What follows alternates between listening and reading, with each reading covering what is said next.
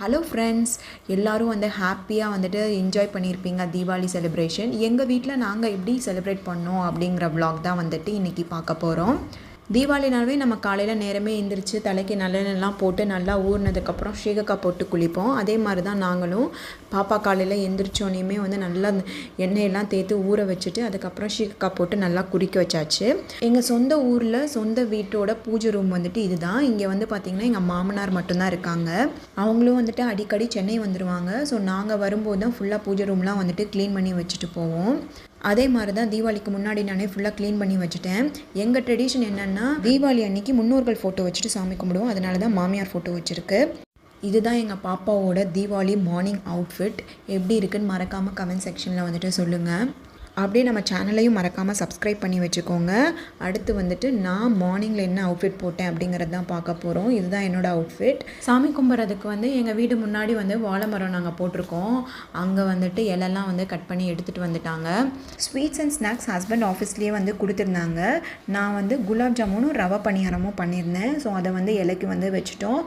Morning breakfast வந்து தீபாவளினாலே mutton இல்லாமல் எப்படி, ஸோ அதனால் இட்லி மட்டன் குழம்பு தான் பண்ணியிருந்தேன்.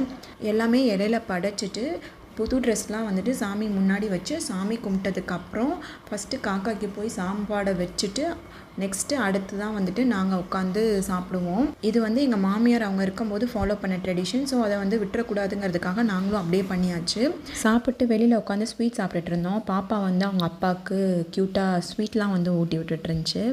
ஒரு வாய் தாங்க ஊட்டி விட்டுச்சு. அதுக்கப்புறம் போதும் உங்களுக்கு, நான் சாப்பிட்டுக்கிறேன் அப்படின்னு சொல்லிட்டு அது சாப்பிட ஆரம்பிச்சிருச்சு. அவங்க அப்பா போதும் சாமி, நீ சாப்பிடு சாமி அப்படின்னு சொல்லிட்டாரு. நாங்களும் அப்படியே ஒரு ஃபேமிலி ஃபோட்டோ எடுத்துகிட்டு கொஞ்சம் நேரம் ரெஸ்ட் எடுத்துட்டோம். ஈவினிங் பட்டாசு வெடிக்கிறதுக்கு எங்களோட அவுட்ஃபிட் வந்துட்டு இதுதான். முக்கியமாக பட்டாசு வாங்கினதே வந்து மேடம், எங்கள் பாப்பாக்காக தான் பட்டாசே வாங்கினோம். ஆனால் வந்து மேடம் வரவே இல்லை. ஒரே அழுக. அவங்க ஐயப்பா கூட போய் உட்காந்துக்கிட்டு அப்படியே வேடிக்கை மட்டும்தான் பார்த்தாங்களே தவிர வந்து ஒரு பட்டாசு வெடிக்கலை. ஃபுல்லாக நானும் என்னோடய ஹஸ்பண்டும் தான் நல்லா என்ஜாய் பண்ணோம். எங்கள் பாப்பா வந்து அப்படியே உட்காந்துக்கிட்டே ஏ ஏ ஏ ஏன்னு கத்திக்கிட்டே நல்லா என்ஜாய் பண்ணால். அப்புறம் நானும் என்னோடய ஹஸ்பண்டும் விடாப்பிடியாக நீ வந்தே ஆகணும் அப்படின்னு சொல்லிட்டு கையை அப்படியே பிடிச்சி இழுத்துட்டு போய் 2-3 புஷ்பானம் வந்துட்டு வச்சா. அதுவும் வைக்கும்போது ஒரு சில டைம்லாம் வந்து அப்படியே ஓடி வந்துருச்சு அது வாட்டுக்கு அவங்க அப்பா கையை விட்டுட்டு.